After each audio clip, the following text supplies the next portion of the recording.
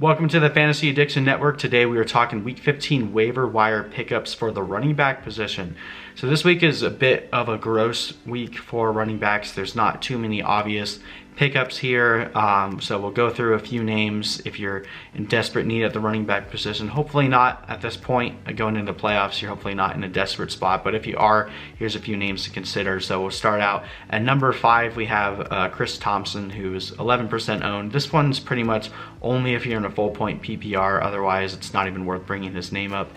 He gets to play Philly this week and then the New York Giants in Week 16. So those aren't tremendous matchups, but Thompson isn't very much of a running back anyway. I like to call him Captain Checkdown. That's pretty much how he makes any money in this league. Is he's a check down for a quarterback who's in desperate need of a check down. They used him a decent amount this last week against Green Bay. I look for that trend to continue. Again, this is only if you're in a PPR league, but you could do worse than throwing Thompson out there if you're in desperate need. Starting at number 4, his teammate Adrian Peterson, who's 39% owned. We've already mentioned the matchups aren't great, but Adrian Peterson is looking pretty good. Darius Geis unfortunately suffered another injury this week, and it looks like he's going to miss this week and possibly the rest of the season. I wouldn't be surprised if they shut him down just to make sure that they can hopefully maintain his health going into the next year, because he's just been so injury prone at this point. I feel really bad for the guy, but they don't want to make that situation any worse for him, especially since the knee that he sprained is the same knee that he tore his ACL last year. So again, not a great schedule, but Adrian Peterson always has a chance for a touchdown. So if you need a flex play, you could do worse than Adrian Peterson. Well, number 3, this one's kind of a broad net, but looking at your fantasy matchups, this is a time that you can actually play a little bit of defense in your fantasy league. Look at your potential opponents. Is there a handcuff that they should be rostering that they're not?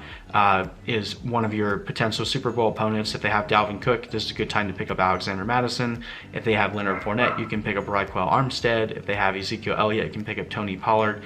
A play like this, even though it might not mean much, if you have an empty roster spot that you don't plan on using either this week or next week, picking up a defensive play by picking up your future opponents. Handcuff is a smart move at this point in the season. So if there is a handcuff out there, I'd rather do that than picking up one of the Washington guys. So that's why they're at my number 3 spot.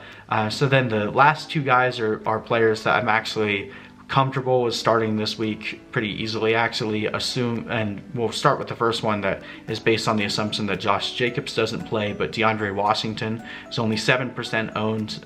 He torched the Titans this last week. He looked really good. Picking up for Josh Jacobs, who was announced late that he wasn't going to play.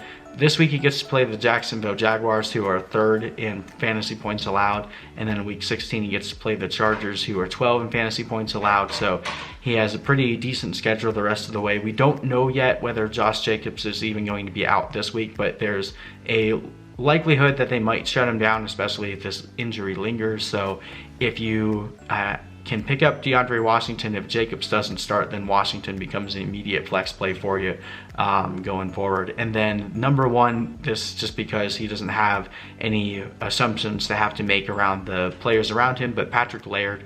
He's 20% owned, running back for the Miami Dolphins. He gets to play New York this week, who's 14th in fantasy points allowed against the running backs, and then he gets to play Cincinnati in Week 8, in Week 16, who are 8th in fantasy points allowed to the running back. Again, New York is decent against the run, but Patrick Laird is basically like a homeless man's Christian McCaffrey. He makes a lot of his fantasy points in the receiving game, especially if Devontae Parker misses any additional time. Patrick Laird will need to pick up some of that slack as well, but Laird has performed well 2 weeks in a row with Balaz out, and I look for that trend to continue.